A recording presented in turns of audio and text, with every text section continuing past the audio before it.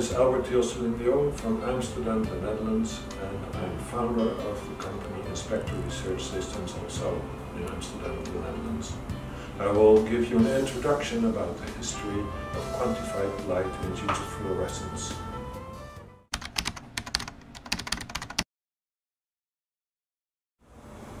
Quantified light-induced fluorescence, or in short QLF, shows different pictures than the clinician usually sees. Over here you can see white light images, normal clinical images of a patient in the clinic. This patient here has some plaque and this patient has a white spot. With QLF, the images are different. You see the teeth in the same color, however you see red color popping up where there are porphyrines, where there is plaque or calculus, and also white spots are looking different. They are dark and sometimes contain some red fluorescence.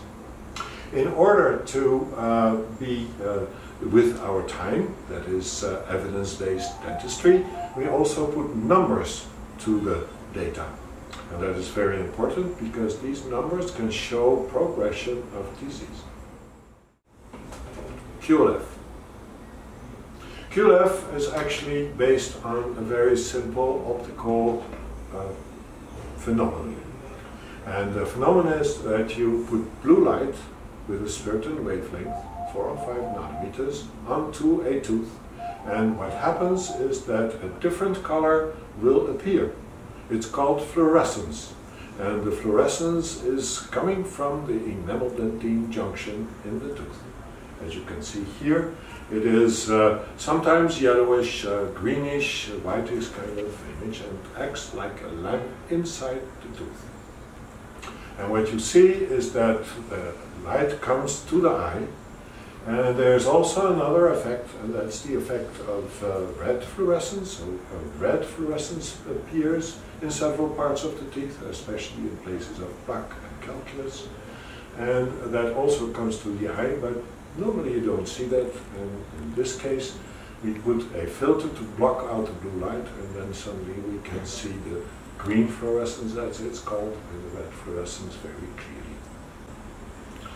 Over here we see the first introduction of the QLF device. It was developed and thought by Focus Sundström and Bjelkhagen in 1981. They used a laser with a length about 2 meters, and they used a light of 488 nanometers, and they used a yellow or an orange filter to block out light, and what they could see was white spots as dark spots. In 1992 we used the same laser system in the clinic, and we used a very simple imaging device, at that time the smallest camera we could find, and there was a mirror connected to it and the laser was connected to it, and there you see the little yellow-orange filter to block out the blue light, and we could show live images on a computer screen. With the laser QLF system in 1992, these were the typical images you could see at that time. The images were orange colored, and you could see dark spots, dark areas where there was white spots in the on the teeth, and you see places where brackets, originally brackets for orthodontic regions, were placed. That was the only thing we could see at that time, white spots.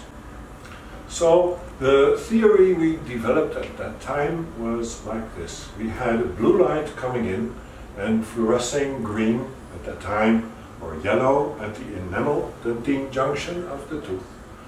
At the place where there's a white spot, the green light, the fluorescent light, could not come out, and the blue light could not go in. So the white spot appeared dark, and actually the contrast between dark spot and or the dark spot and the surrounding was much higher than with white light, where the white spot was less white than the surrounding areas. So over here we see a typical image of an approximal white spot lesion. You see it as a dark spot over here, and to calculate actually the size and the depth of this lesion, the volume of this lesion, we made an algorithm. And the algorithm was like this. We made a little square, and the computer would calculate the original sound tooth out of it and could make a normalized image by subtracting the original image with the reconstructed image, as it's called. We could give pseudo colors to it and numbers and values. So in this case, we could calculate the size and the depth of the lesion. Over here, you see the first experiment we made with the QLF system, the QLF laser system at that time. And this is a patient with a white spot developed because of a bracket of orthodontic reasons. And the white spot was developed during the orthodontic treatment. After removement of the bracket, the patient could brush herself much better, and you can see that the lesion gets smaller. So this was the first demonstration that QLF could monitor lesions in time and could show remineralization in vivo. Because the QLF system, the QLF laser system, was much too bulky and unpractical to use in the clinic, we developed a new device based on an arc lamp which produced very bright light, and we used a blue filter producing a spectrum like this. So the spectrum was such that the light was 4 or 5 nanometers. And this is the camera we used. It was an intraoral camera, and the blue light came out there, and there was a little yellow filter inside. So this is an image produced by the second QLF system we made. And you can see that the images were a bit green, so not yellow or orange anymore. The images were a bit fuzzy. However, we did clinical trials with this one. We went on producing more and more different systems, and we actually introduced this camera in 2000.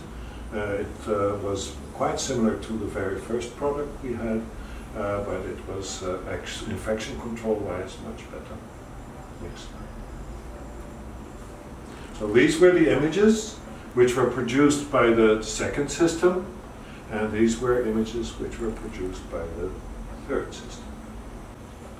So in 2004 we decided to make an even better system, and a system which could be used in the clinic. The system was mounted on a trolley. You see a computer right inside there. This was the box where the light was produced, and this was a monitor which was used by the dentist to see directly images of patients. The system was approved by FDA and ADA in 2004. And these was the image of, this is an image of the handpiece, and the handpiece was infection control compliant. So this was a little device you could take off and put in the autoclave. Interestingly, we found that this device could also detect other things than only white spots. At that time, we noticed that there was another phenomenon coming up, and that was a red color. And the red color we related to plaque. And especially you can see here around brackets, here the patient cannot brush, and you see some red, reddish orange glow in it. We related that to plaque. Red fluorescence is actually a phenomenon which is different than the green fluorescence, which we discussed earlier. Red fluorescence is coming from porphyrins. Porphyrins are byproducts, metabolites produced by active bacteria, and those active bacteria can be inside the tooth, in caries for example, or on the tooth in plaque and calculus, and they are produced by red rays. So we developed actually further and further, and we decided to make filters in a better way. To show red fluorescence and green fluorescence in a more sharp and distinct way. So the teeth were actually not green anymore or orange, but now white colored, and the red was much stronger in the new device. and we used a digital camera, a DSLR camera, and the camera had two kinds of lamps, a blue lamp and a white lamp, and it could produce two kinds of images, one a blue light image, the fluorescence image, and a white light image. And as you see here in the next slide, you see the results of that. So this is a white light image of an extracted tooth, and this is an image of the old qlf system, and that is an image made with the new qlf system. And you can see that the red fluorescence of the calculus, in this case, is much stronger in the new device than in the old device. This is an example of an extracted tooth cut in two with a root canal infection, and you can see that the old system was less clear in showing the porphyrines inside than the new system. You can see the clearly red fluorescence around the affected root canal. So this is how the camera, qlf-d camera as we call it, was used at that time.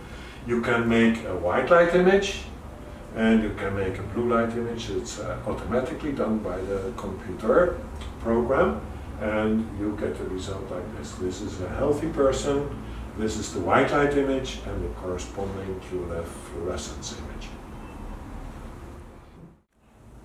So thank you very much for listening to this small lecture about qlf history. It took us a long time to develop the system, but we think it is a first step to a big change in dentistry.